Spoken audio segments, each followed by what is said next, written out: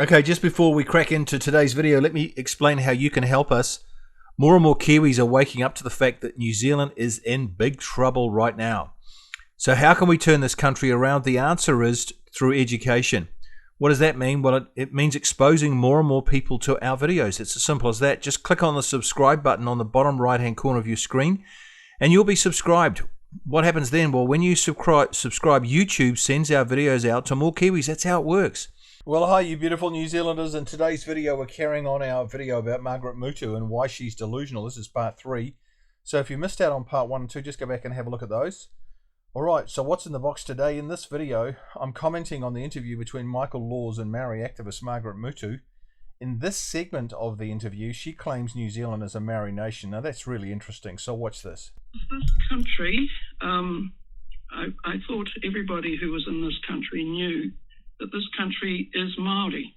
So when Margaret says that everybody in the country knows that this is a Maori nation, well, we don't all know that it's a Maori nation. In fact, most of the country don't even know it's a Maori nation. This is an idea that's coming out of Margaret's head. So what's she doing? She's just talking it up. She's trying to speak it into being. That's what she's doing. And she uses that sort of strategy that everybody knows about this, or everybody knows this.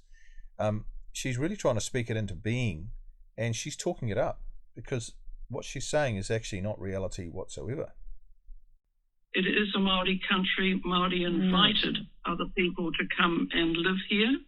We did that through a treaty, and we are part of this country. So to exclude us from those 5-year-old children and their readers can only be seen as an act of supremacy, where you can control what those children have and then deny those who have not got the power their right to be there with those children.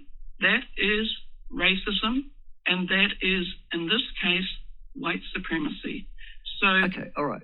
Can I just ask you? All right, I understand your philosophy, Margaret, but can I just ask you, and just something you just stated at the front, when you say this is a Maori country, does that mean it's exclusively a Maori country, or does that mean that Maori are a part of this country? No. This country is a Maori country. We are the ones who have been here for, 1,000, 1,500 years. There's absolutely no scholarship that supports the idea that Maori have been here for 1,000 or 1,500 years. They arrived here between 1,200 and 1,300. That's the generally accepted timeline for Maori coming to New Zealand. So Margaret's just making it up as she goes along. Yeah. And when the English first arrived here in the late 1700s and then in the 1800s, we invited them, and we entered into a formal agreement with the Queen of England at the time, Queen Victoria, to say, look, some of your people are already here, but some of them are pretty lawless. Could you please come and make sure that they abide by the law? And that was agreed. So that's your interpretation of the Treaty of Waitangi, is it? That it's an invitation, not a document between two peoples, but an invitation, number one. And number two, it's really designed to regulate white people. It's not designed to sort out any particular problems that was in Maori society at the time. No, the problem with... So the treaty, of course, was preceded by He Hakaputanga, which is the Declaration of Independence, that set out very clearly that this was a Maori country. Very, very clear. The treaty carried on. It was an addendum to the declaration. Now, the treaty confirmed the declaration, confirmed that this was a Maori country. Okay, so there you have it. She says that the treaty confirmed that this is a Maori country. Well, let's have a look at this. Margaret says this is a Maori nation, and I thought everyone knew that. She comes to this conclusion on the basis of 3 historical events, all of which are contestable. Number 1, Maori were first here in these islands, and therefore the islands belong to Maori, finders keepers as it were. This is what she maintains. That's what she's really saying. Number 2, Maori achieved sovereignty over these islands via He Whakaputanga in 1835, i.e. that's the Declaration of Independence. So that she's saying that, we got sovereignty then and we still have sovereignty now. It's a Maori nation. Number 3, Maori had their sovereignty confirmed via the treaty in 1840. This is what the 3 things that Margaret Mutu is actually saying. So what are we to make of this? Well, regarding point 1, there is much alternative and credible evidence in existence that Maori were not the first here. There's lots of evidence, actually. But let's just concede point 1 to Margaret and let this slide, okay? So there are 13 proofs. Regarding point 2, that Maori achieved political independence via hei whakaputanga is also not a settled historical fact either.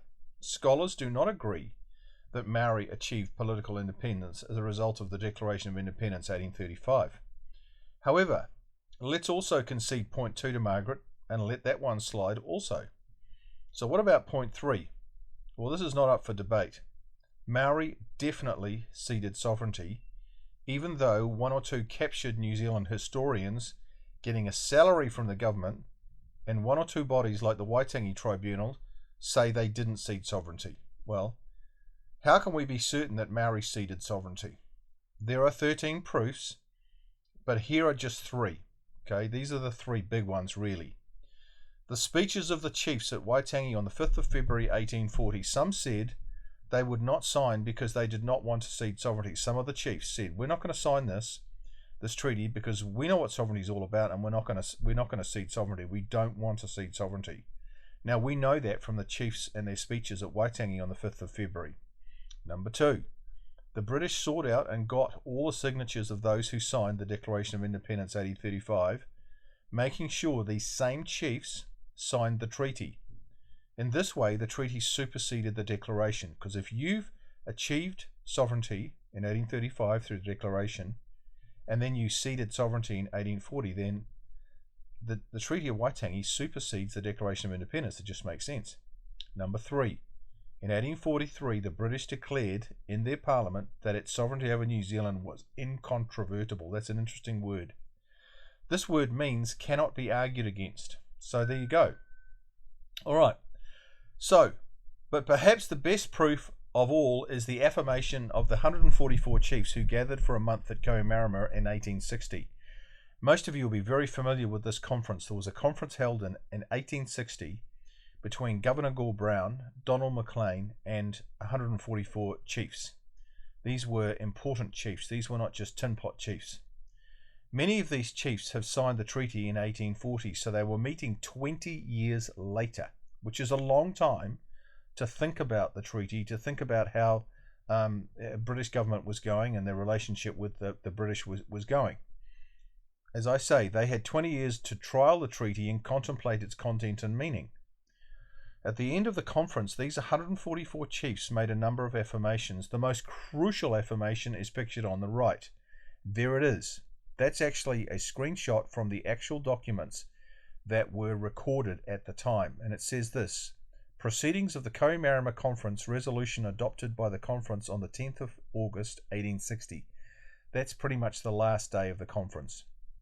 And it says, the chiefs having assembled at the conference hall, Paikea, that's a chief, rose and proposed the following resolution. Notice it was a chief who proposed the resolution. It wasn't one of the British staff. Quote, that this conference takes cognizance of the fact that the several chiefs, that he's meaning the 144, members thereof, that's the people who are at this meeting, are pledged to each other to do nothing inconsistent with their declared recognition of the Queen's sovereignty, comma, and of the union of the two races, colon, also to discontinuance of all proceedings tending to a breach of the covenant, he means the treaty, that's the covenant, here solemnly entered into by them.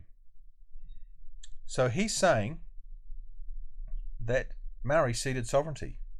Now look at the bottom.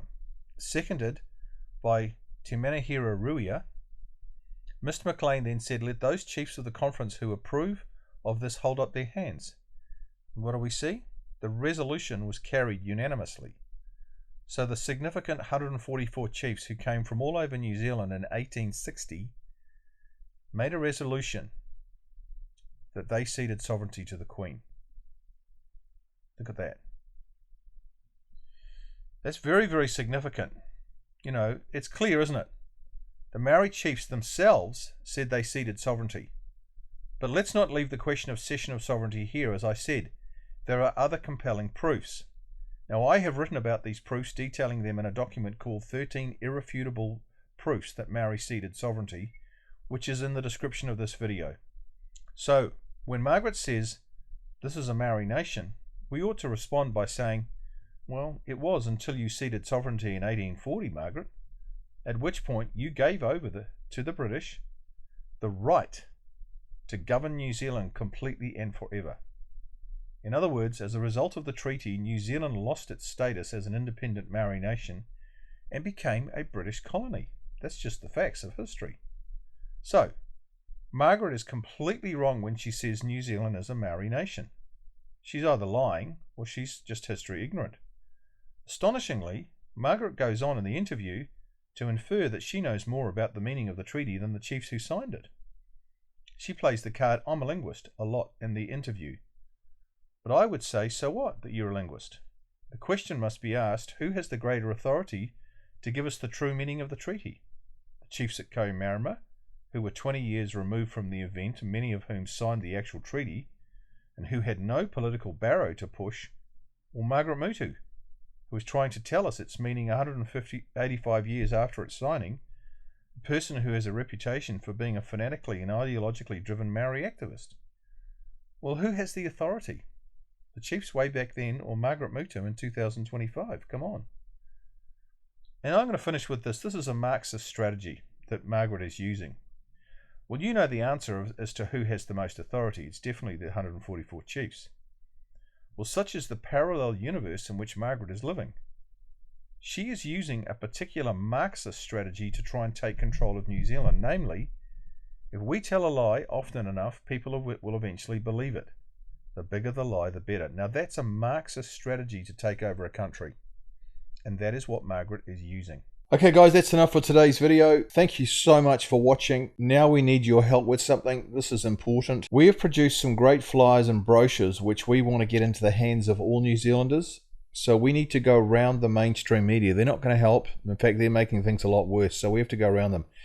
And we need your help to make this happen. We can't do this without you. So what are we talking about? First, there is our business cards. They're only 3 cents each plus courier to get them to you. Then there is our latest booklet called The Psychology of Takeover, 19 strategies Maori activists are using to take over the country. It's 80 pages and packs a huge punch. So they're cheap, they're $3, and they're absolutely fantastic if you want to get a handle on what's actually happening in New Zealand. Then we have a few thousand of our original Stop Co-Governance booklets left over from my tour in 2023. Remember these? You'll remember we printed 550,000 of these. Well, these are now free because we realized that only about a third of New Zealand houses got this booklet last when I did my tour, and so we want to get to the other 2/3. So if you do a few streets around where you live, that would be absolutely phenomenal, and they are free now. Then we have our MACA, that's Marine and Coastal Act brochure 2, which alert people to the loss of our beaches. You know, we're in danger of losing all the beaches around New Zealand. The text is written by Graham Adams, who's a great author. These are now free. And then we have our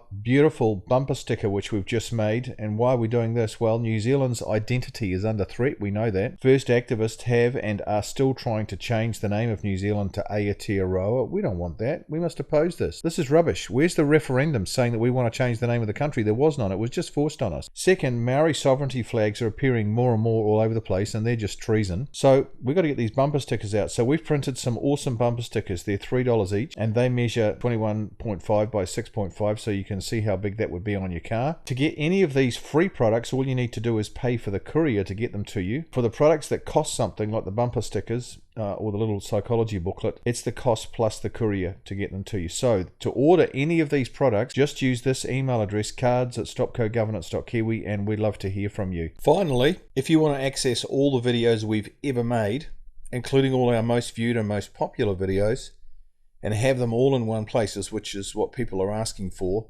then just type in this address into your browser. There it is there, https www.youtube.com/@stopcogovernance, and you'll find it goes straight to our channel. Then what you do is save this address to your computer as a favorite. Job done. Well done. Then you've got them all in one place forever. And all the new ones that are coming in get placed into that address, so you won't miss anything. Okay, last thing, please, oh please, don't forget to subscribe. When you subscribe, You'll get the latest videos straight into your inbox. You'll never miss a video, which is great. You'll link up with like-minded people all over New Zealand, and that's very, very stimulating to have meet up with all these people who think like you. You'll be telling YouTube, I like these videos, and they will respond by advertising our videos to more Kiwis for free. It's incredible what they do, but it just relies on you replying to comments and making comments and liking things and sharing things and activity. That's what it is. It's just activity on our channel. And turning New Zealand around is simply a matter of reaching more Kiwis with the truth. So just click on the subscribe button on the bottom right hand side of your screen. The little yellow arrow is showing you where it is, and you'll be subscribed. Okay, see you next time. You guys are awesome.